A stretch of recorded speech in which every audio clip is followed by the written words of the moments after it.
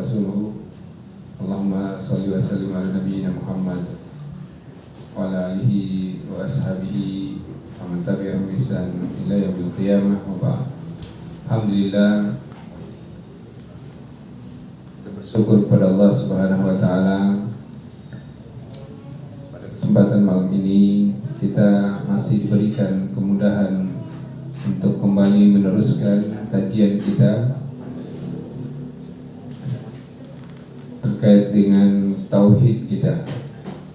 Nah, karena sesungguhnya seorang hamba tatkala dia ingin mencari jalan keselamatan, maka jalan tersebut adalah jalan yang Allah Subhanahu wa taala berikan kepada Rasulullah sallallahu alaihi wasallam. Maka seorang muslimah dia hanya bisa atau mengikuti apa yang diberikan, diajarkan, ya, dituntunkan oleh Nabi sallallahu alaihi wasallam dalam mencari, mengambil, mengamalkan jalan keselamatan tersebut. Dan ini yang paling mahal, dan ini yang tidak ada nilainya, yaitu hidayah.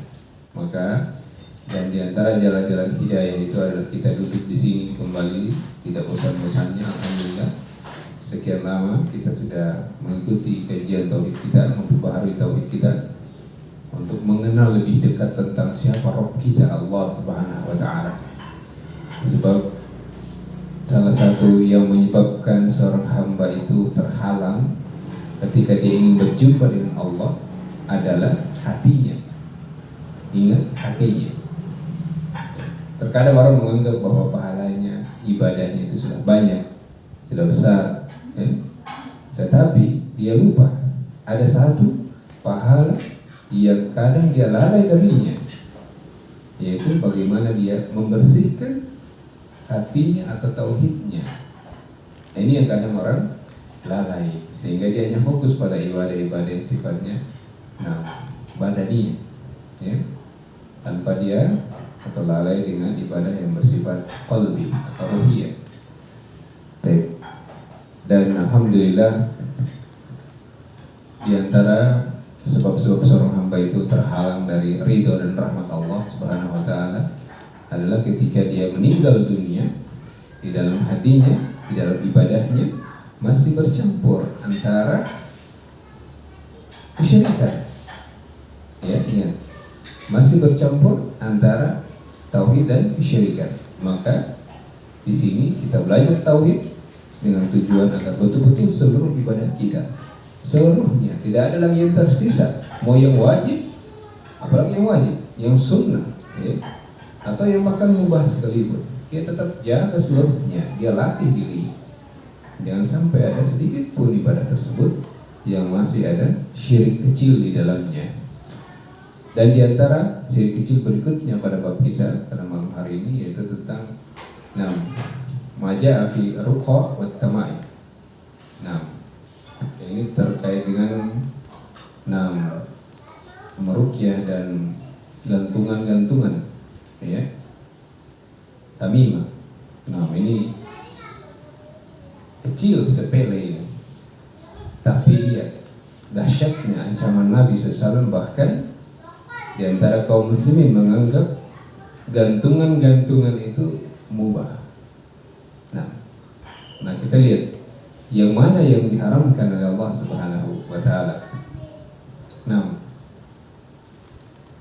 Sini, fi sahih an Nabi Bashir al-Ansari radhiyallahu taala anhu, kana Rasulullah sallallahu alaihi wasallam fi asfarihi fa arsala rasulan. Di sebagian perjalanan Nabi sallallahu alaihi wasallam, ketika beliau mengutus seorang utusan, alla yabqayanna fi rukhbatin ba'irin qiladatan aw qiladatan min watrin aw qiladatun illa qutti'at aw illa qutti'at. Maka kata beliau, ini padahal pada hewan, ya, jangan sampai ada yang kalian gantungkan di leher-leher hewan ternak, ba'irin. Apakah itu hewan ternak, apakah itu onta, atau kambing, kalau kita sapi. Nah, ada tali-tali, biasa kita pakai tali ya. Nah, biasa tali-tali tersebut itu ada yang ganjil. Nah, ataupun mungkin ada yang diberikan dengan ikatan tali tertentu, digantungkan sesuatu di lehernya. Sapi, kambing digantungkan tali, atau ada sesuatu yang dituliskan di situ, dia gantungkan di tali hewan tersebut. Nah, makanya seperti ini kata Rasulullah SAW, putuskan, lepaskan itu. Beda kalau tali ternak ya, kita dengan tujuan supaya hewan itu tidak lari. Tapi yang dimaksudkan di sini kadang ada orang menggantungkan kalung, ya kalung di hewan itu dengan tujuan yang macam-macam, supaya hewan itu kadang-kadang katanya supaya mendatangkan berkah, supaya hewan itu bisa melahirkan anak yang banyak, ya kan? Dan macam-macam, ya, bentuk-bentuk harapan bagi seorang yang memiliki hewan ternak. Diikatkan kalung tertentu dengan bacaan tertentu. Nah, sehingga dengan harapan agar hewan tersebut tidak dicuri. Nah, ada juga yang seperti itu. Nah,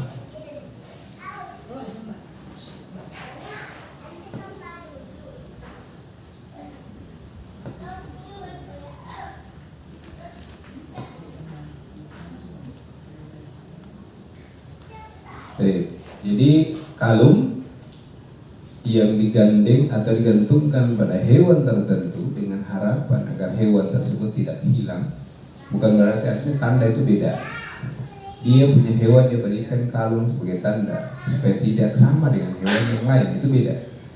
Yang dimaksud di sini adalah dia berikan kalung di hewannya dengan harapan hewan itu nanti bisa beranak banyak atau banyak beranak, ya.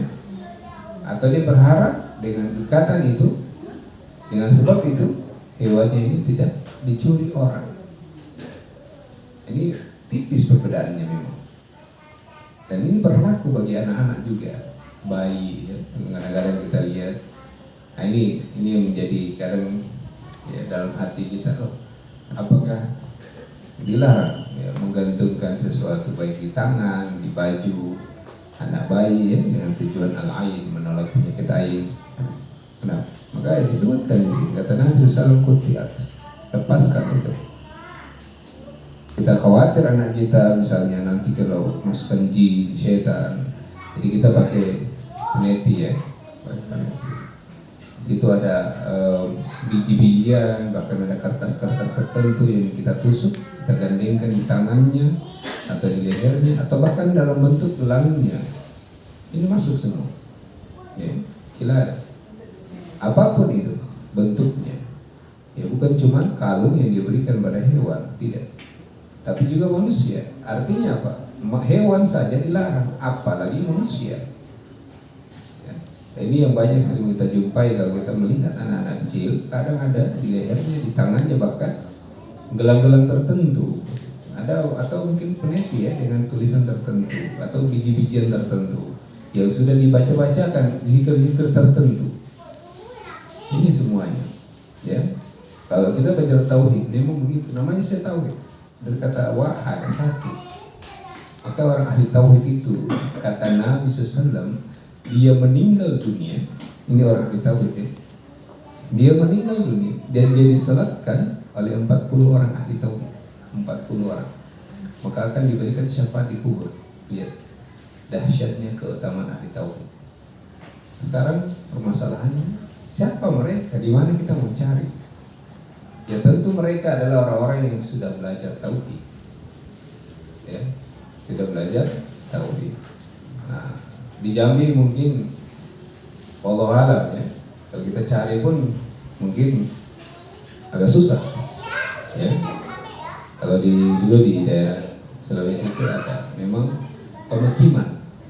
pemukiman orang-orang yang ngaji tauhid.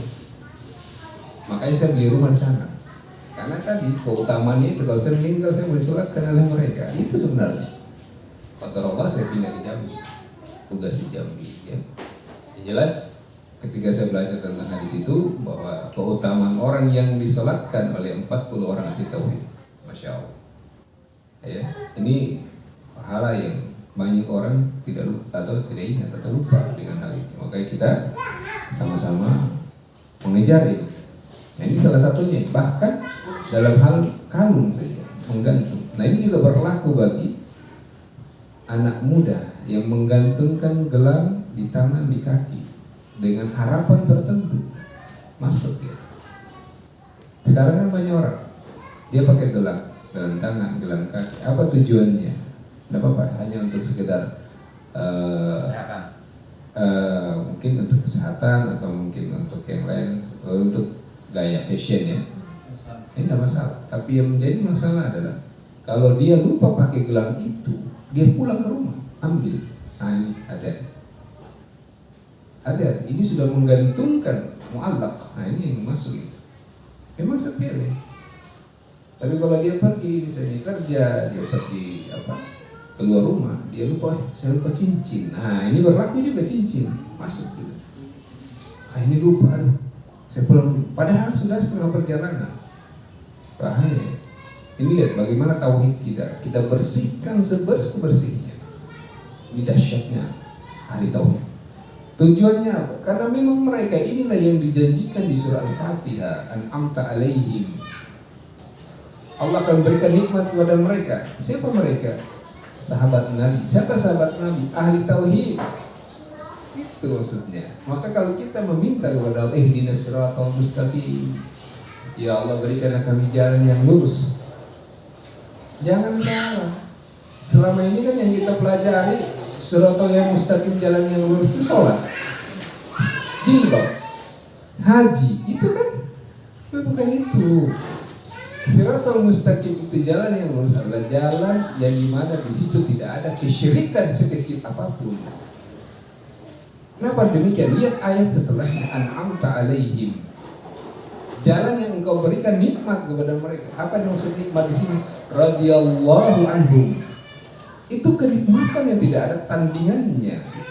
Gelar, lakop, tazkiyah, rekomendasi. Bayangkan kalau ada yang datang di sini bahwa ini ada SIM. Silakan, siapa yang berani bawa motor, mobil nggak ada SIM? Dakdikduk dia. Wah, ngeri, nanti ditilang. Atau nggak usah pakai helm. Tapi kalau dia sudah punya SIM, kenapa dia harus takut? Ini contoh. Dan sahabat pun lebih daripada SIM ya. Radhiyallahu anhu. Allah ridho pada mereka. Kenapa Allah ridho? Karena tauhidnya sudah benar. Itu rahasianya. Kan selama ini kita selalu mencari apa sebenarnya yang kurang pada diri saya ini, sehingga kadang-kadang saya ini hidup kok masih seperti dulu. Sudah 50 tahun, 40 tahun, bahkan lebih dari. Tapi kok hidup saya, hati saya kok masih tidak dekat dengan Allah Subhanahu wa taala. Apa masalahnya? Nah, ini malam ini kita semua Bapak Ibu sekalian, insyaallah dapat jawaban. Masalahnya ini masih ada kesyirikan di banyak tempat dalam hidup kita, dalam diri kita, yang kita nggak sadar. Kadang-kadang tadi saya bilang, dia mau pergi kerja, lupa cincin. Kenapa lupa cincin? Saya kalau ada cincin ini, saya kayak beruntung, ya kan? Mudah saya. Orang tuh takluk kalau lihat saya. Nah, ini, lihat. Karena dia selalu dapat bisikan, ada khadamnya, ada penghuninya, ada penunggunya. Belum lagi ada kerisnya. Wah, ini yang menjauhi. Pokoknya dia merantau kemana, kerisnya selalu ikut. Nggak bisa lepas dari kerisnya. Ini peninggalan ini, sampai dia bilang peninggalan Majapahit, peninggalan apa namanya tuh yang terkenal itu? Gajah Mada. Macam-macam sudah ada yang bilang peninggalan Wali Songo. Ini luar biasa ya. Sudah luar biasa, ini dosanya berlipat-lipat sudah. Ya, kalau kita mau korek lagi, betul kan ada Wali Songo? Emang ada buktinya? Siapa? Masa mungkin lepas sudah berapa ratus tahun sudah antara kita dengan mereka. Anak kandungnya saja tidak dapat, apalagi ini ya contoh. Sekarang kembali ke diri kita. Kalau saya mau pergi keluar rumah, kalau saya nggak pakai yang baju warna biru tuh atau merah atau hitam, serasanya kayaknya ada yang nggak masuk seluruhnya ya. Nggak boleh ada ya. Oh, pokoknya kalau saya nggak pakai peci putih, saya rasanya kurang khusyuk, saya nggak boleh. Atau kalau saya tidak pakai sorban, rasanya saya nggak boleh.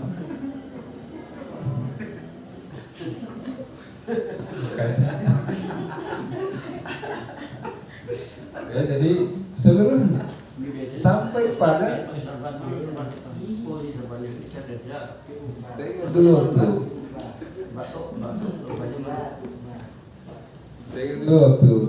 waktu SMA, tamat SMA dulu di Surabaya, itu gelang kaki, gelang tangan, saya punya banyak gelang.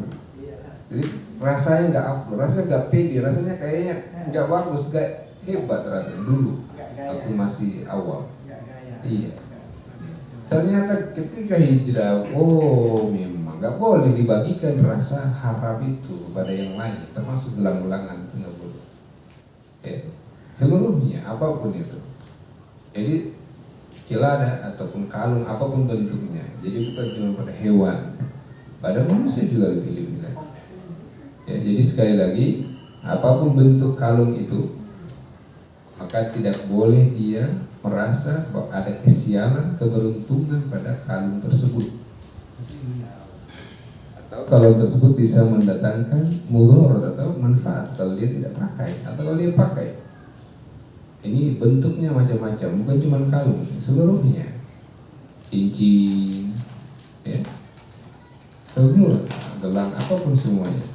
Tidak boleh dia ada sedikit pun harap, takut terhadap benda-benda tersebut.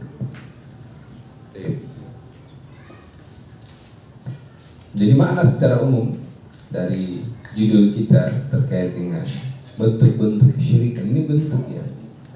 Dari sekian banyak bentuk kesyirikan termasuk adalah kalung yang digantungkan, ya, baik itu ganjil, ya, 3, 1 ataupun yang lainnya. Maka lihat orang Hindu ya, itu filmnya jelas ya, asal mereka itu menganggap bahwa meningkatkan gelang pada keluarganya. Kalau kita lihat ya, filosofisnya begitu. Jadi ada harapan dari gelang ini nanti kamu beruntung. Nah, itulah diadopsi ke Indonesia, ya kan? Dan zaman itu kita sudah ikut-ikutan ya. Padahal secara sejarahnya itu memang ada budaya di Hindu ya, yang memang merasa kalau kalung itu dipakai di tangan bahkan ada 3, 4 ya. Nah, itu ada anak muda kita kalau kita lihat. Nah, kalau sekedar untuk gaya-gaya semoga tidak ada apa-apa, tapi kalau dia merasa tidak ada itu lalu dia nggak mau keluar rumah, ini sudah lihat ya, sudah mulai masuk di dalamnya kesyirikan. Walaupun itu syirik kecil, kata Nabi SAW, lepaskan itu, maaflah tak abadan. Kalau kamu tidak lepaskan itu, kamu tidak akan pernah beruntung selama-lamanya, kata Nabi SAW. Semua ikatan, mau kalung, mau gelang dari benang-benang ya. Beda kalau perhiasan, itu nggak dibahas. Nah, dari sini kalung, maksudnya tali-talian yang dipakai untuk atau sebagai kalung, ya. Jadi makna dari hadis tersebut, yang kata beliau di sini adalah bahwasanya Nabi kita SAW betul-betul ya melarang umatnya membersihkan biizalati khalaik, bersihkan dirinya seluruhnya dari atas kepala sampai ujung kaki, ya. Itu saya bilang tadi dulu atau sekarang anak-anak kita pakai gelang kaki, ya. Apa tujuannya? Pas sekedar mengikuti budaya tertentu, ataukah dia ada punya harapan bahwa kalau dia tidak memakai gelang kaki maka akan mendatangkan mudarat bagi dirinya, maka lebih baik dia kosongkan seluruhnya. Ini kita bicara dalam pandangan ilmu tauhid. Nah, ini supaya memurnikan tadi al-Hanafiyah, memurnikan diri orang yang belajar tauhid dengan semurni-murninya.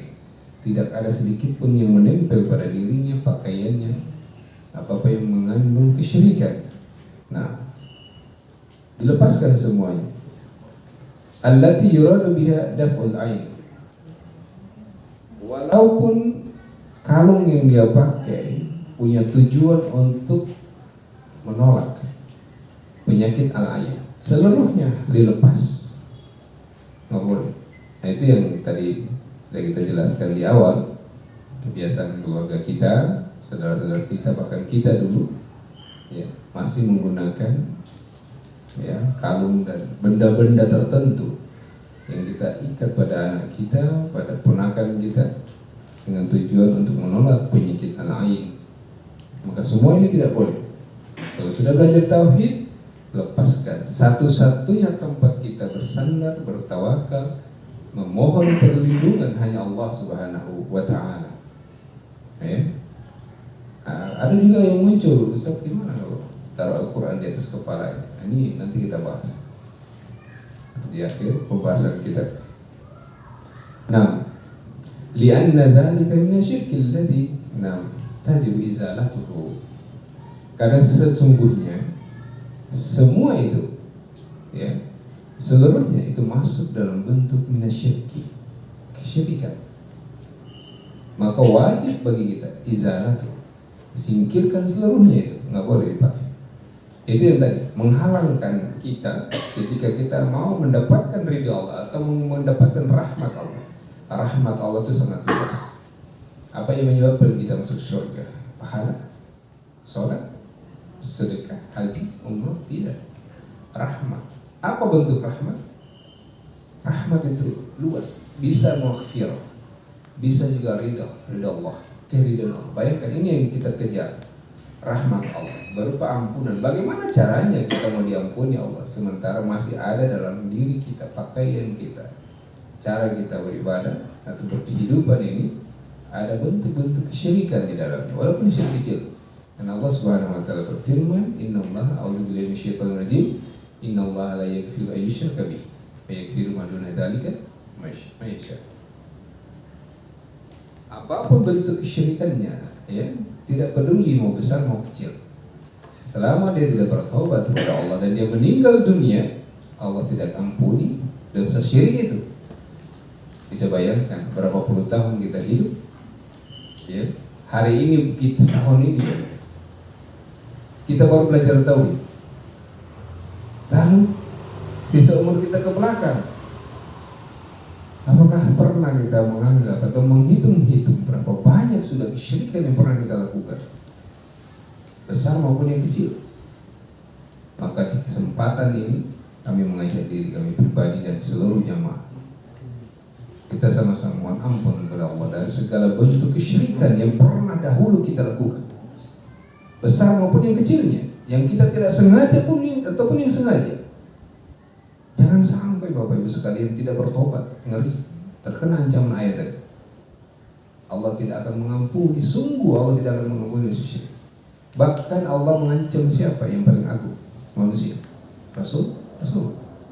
Allah mengancam Rasulullah. Ayatnya mana? A'udzubillahi minasyaitonir rajim. Ayat ini jarang dibaca oleh para dai, para khatib, para ustadz. Ini juga kita heran, kenapa mereka tidak baca ayat ini? Padahal ayat ini luar biasa, sangat istimewa. Kenapa istimewa? Karena di situ satu pembelajaran yang sangat penting, dan Allah sendiri yang mengajarkan kepada Rasulullah SAW, kekasihnya. La in asyrakta, sudah kita sebutkan ayat ini. Karena tauhid itu tidak bisa dilepaskan dari ayat ini. Maka kalau seorang muslim yang belajar tauhid, hendaknya dia menghafal ayat ini. Kalau bisa dia hafal dalam bahasa Arabnya, itu lebih afdol, lebih bagus. Tapi kalau dia menghafal Indonesia juga tidak masalah. Ya, nah inilah pentingnya kenapa kita butuh juga waktu untuk menghafal ayat yang kayak gini, yang memang paling penting, paling prinsip bagi kita. Ya, mungkin kalau kita hafal nomor HP sudah lebih dari 20 kita hafal atau 10. Ayat ini singkat sih. La in asyrakta la yahbatanna 'amaluk wa la takunanna minal khasirin. Singkat. La in, seandainya, asyrakta, ta itu bahasa Arabnya dhamirun muttasil, kata ganti orang yang sifatnya mukhatab, diajak berbicara, misalnya anta, jadi satu orang pewahab, antum, berarti semua orang yang saya ajak berbicara. Hal akaltum, apakah anda semua sudah makan? Kalau saya bilang hal akaltum, apa abang sudah makan?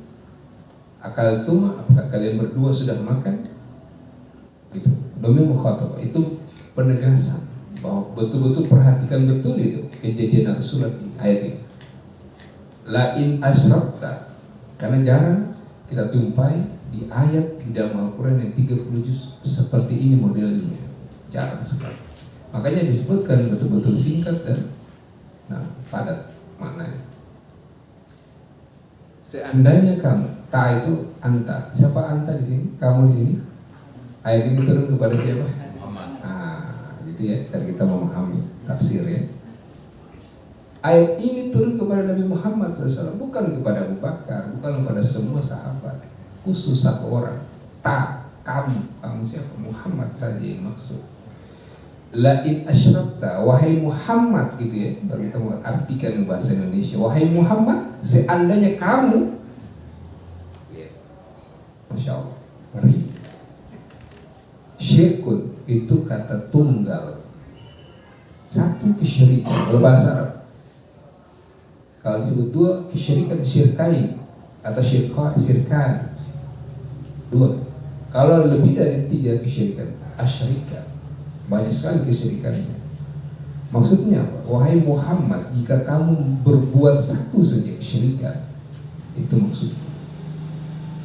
Ya, wahai Muhammad, kamu jika berbuat satu saja kesyirikan kepada siapa? Kepada Allah. Kepada siapa? Kepada Allah Subhanahu. La yahbatonna, la takkid, penguat, artinya sungguh. Nun takkid seperti inna, ya. Yahbatonna, lanakunanna. Pokoknya ada kalau ya dengan tasydid itu penguat.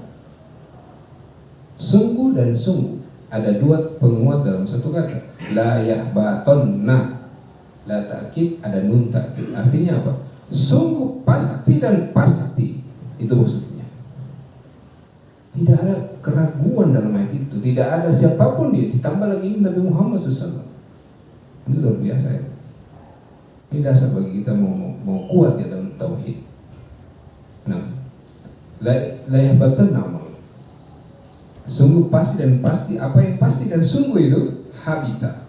Apa itu habita? Terhapus. Lihat, sungguh pasti dan pasti kami akan hapus. Apa yang dihapus? Amaluk. Amaluk itu sama dengan amalukum. Assalamualaikum ya. Semoga keselamatan atas kalian.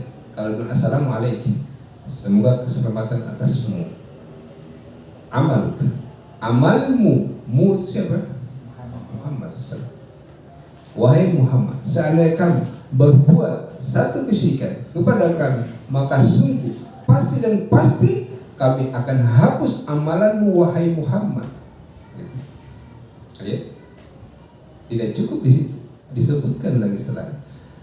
Nah, wala takunanna, ketemu lagi lam takkid lagi kan, nun takkid la takunanna, pasti dan pasti sungguh kamu Muhammad minal khasirin, akan kami masukkan ke dalam golongan orang-orang yang merugi. Bayangkan, ini ayat saya waktu ikut kajian tauhid itu waktu masih remaja ini, wah saya bilang ngeri. Tak ada lagi bagi saya bilang ngeri. Rasulullah SAW saja, Khalil, kekasih Allah, diancam. Apalagi yang baru meninggal kemarin, apalagi yang baru meninggal tahun ini, apalagi yang insya Allah kita nggak tahu ibadahnya diterima Allah apa tidak, apalagi kita. Maka di sini penting bagi kita hati-hati betul dengan kesyirikan ini. Tidak peduli dia, begitu maksudnya. Tidak peduli mau apapun kamu, siapapun, tidak peduli. Kenapa? Karena Allah juga menyebutkan kepada nabinya, kekasihnya, tidak peduli Allah. Mau dia Rasul Allah, mau dia Nabi Allah, mau dia kekasih Allah, Allah tidak peduli kalau dia berbuat satu kesyirikan kepada Allah dan dia tidak bertobat. Allah hapus seluruh amalan, semua, bukan satu, seluruh amalannya. Dari awal dia beramal sampai di akhir dia berbuat kesyirikan pada hari itu. Allah Akbar. Kita akan lanjut nanti Subhanahu wa taala memberikan kepada kita kelapangan hidayah untuk menjauhi segala bentuk kesyirikan.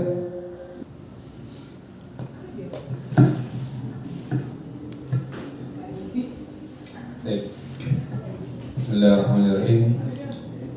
Alhamdulillahirabbil alamin.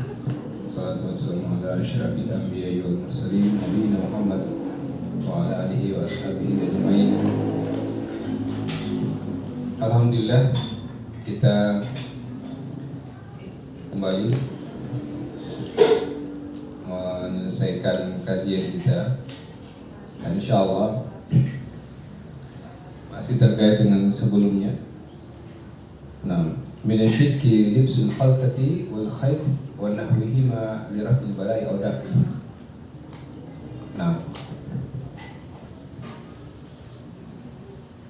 Menggunakan gantungan-gantungan ataupun benang-benang. Ini lebih spesifik lagi. Tadi masih dalam bentuk kalung. Ini al-khayt, benang. Gelang, benang, ataupun yang semisal dengan kedua itu, dengan tujuan menggunakan itu untuk menolak bala, ya, atau menginginkan nikmat atau keberuntungan.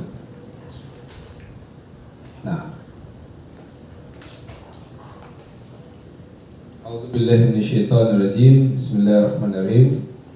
Qul afara'aytum ma tad'una min dunillahi in aradani Allahu bidurrin hal hunna kashifatu durri aw aradani birahmatin hal hunna mumsikatu rahmah hal hunna mumsikatu rahmati qul hasbiyallahu alaihi yatawakkalul mutawakkilun. Ini ayat terkait dengan yang sudah kita sebutkan tadi. Ada kalung, ada benang, ada gelang. Ini spesifik. Ayatnya adalah Allah Subhanahu wa taala berfirman, "Qul." Ini ada dalam Al-Qur'an, ya, menjelaskan terkait dengan larangan hal-hal tersebut. Benang, ya, kalung-kalung, menggantung-gantungkan sesuatu bahkan di rumah, di pintu, di mobil, ini masuk semuanya. Jadi bukan cuma di gelang atau di leher, di kaki, tidak. Di rumah, di kamar, bahkan ada di tengah rumah itu, atau di mobil bahkan. Seluruhnya. Dilarang oleh Allah Subhanahu wa taala. Qul hasbi Allah. Ini perintah bahwa hanya Allah Subhanahu wa taala yang mencukupi diri kita semuanya. Alaihi, dan hanya kepada Allah Subhanahu wa taala. Orang-orang yang bertawakal itu bertawakal. Ya. Jadi kalau kita bertauhid, hendaknya hanya kepada Allah kita bertauhid. Jadi kalau bertawakal adalah salah satu ciri orang-orang yang memiliki atau bertauhid kepada Allah Subhanahu wa taala, maka tidak boleh lagi dia menyandarkan tawakalnya kepada selain Allah, pada benda atau apapun bentuknya. Ini ayat yang kita bacakan tadi masih terkait dengan apa yang kita sebutkan sebelumnya. Jadi kadang kita lihat keluarga kita atau mungkin anak kita, ya, ponakan kita, ya, penampilan mereka kadang menggantung-gantungkan, ya, ada kain merah dimasukkan ke dalam botol, atau di pohon-pohon, ya, pohon jambu, atau di kebun-kebun yang kita lihat itu ada digantung-gantungkan misalnya, ya, air dan lain sebagainya, atau bahkan di mobil kita, di kendaraan kita pasang sesuatu, menempel-nempelkan sesuatu. Atau ada yang lebih daripada itu, di rumah makan misalnya, menggantungkan atau menempelkan foto-foto tertentu di dalam laci, uang, itu diletakkan sesuatu benda-benda tertentu. Nah, seluruh bentuk-bentuk ini, nah, yang dia gunakan sebagai wasilah antara dia dengan Allah Subhanahu wa taala, maka disebutkan di sini itu semua bentuk kesyirikan. Dari mana sisi kesyirikannya? Karena ada harapan yang dia gantungkan kepada Allah dan kepada selain Allah.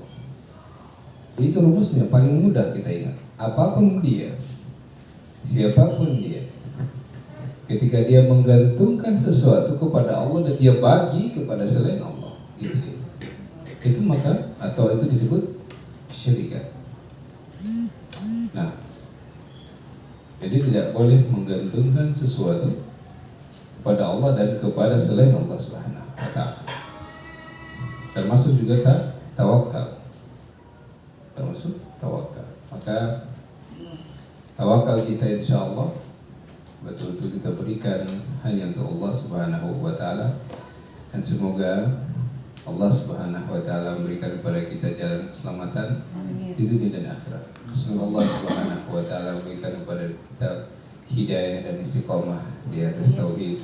Semoga Allah Subhanahu wa taala menjauhkan kita dari segala bentuk-bentuk syirikan yang kita sadari dan tidak kita sadari. Semoga Allah Subhanahu wa taala mengampuni dosa dan kesalahan kita yang kita lakukan pada masa yang dahulu ketika kita belum memahami tentang hakikat tauhid, hakikat kesyirikan yang besar maupun yang kecil. Semoga Allah Subhanahu wa taala mengampuni semua dosa-dosa syirik yang pernah kita lakukan ataupun yang pernah kita ucapkan dalam keadaan kita tidak menyadarinya. Semoga Allah Subhanahu wa taala mengampuni dosa suami kita, istri kita, kedua orang tua kita yang telah meninggal mendahului kita, baik itu dosa kesyirikan yang mereka tidak faham, tidak tahu bahwa itu kesyirikan. Semoga Allah mengampuni mereka seluruhnya. Semoga Allah Subhanahu wa taala memberikan kita dan keturunan kita dijauhkan dari segala bentuk kesyirikan. Semoga Allah Subhanahu wa taala memberikan kepada kita hidayah untuk siratal mustaqim, untuk menempuh jalan yang lurus. Semoga Allah Subhanahu wa taala berikan kepada kita ilmu yang bermanfaat di dunia dan di akhirat. Semoga Allah Subhanahu wa taala memberikan kepada kita syafaat di kubur maupun di akhirat dengan sebab tauhid yang kita miliki. Dan sesungguhnya hanya Allah Subhanahu wa taala satu-satunya zat yang bisa memberikan syafaat. Rabbana zalamna anfusana wa illam taghfir lana wa tarhamna lanakunanna minal khasirin. Rabbana ighfir lana wa li ikhwanina alladhina sabaquna bil iman. Wa la taj'al fi qulubina ghillan lil ladzina amanu rabbana innaka ra'ufur rahim. Rabbana ighfir lana wa li walidina warhamhum kama rabbayana shighara. Rabbana zalamna anfusana wa illam taghfir lana wa tarhamna lanakunanna minal khasirin. Rabbana atina fid dunya hasanah wa fil akhirati hasanah wa qina adzabannar. Subhanaka rabbika rabbil izzati amma yasifun wa salamun alal mursalin alhamdulillahi rabbil alamin.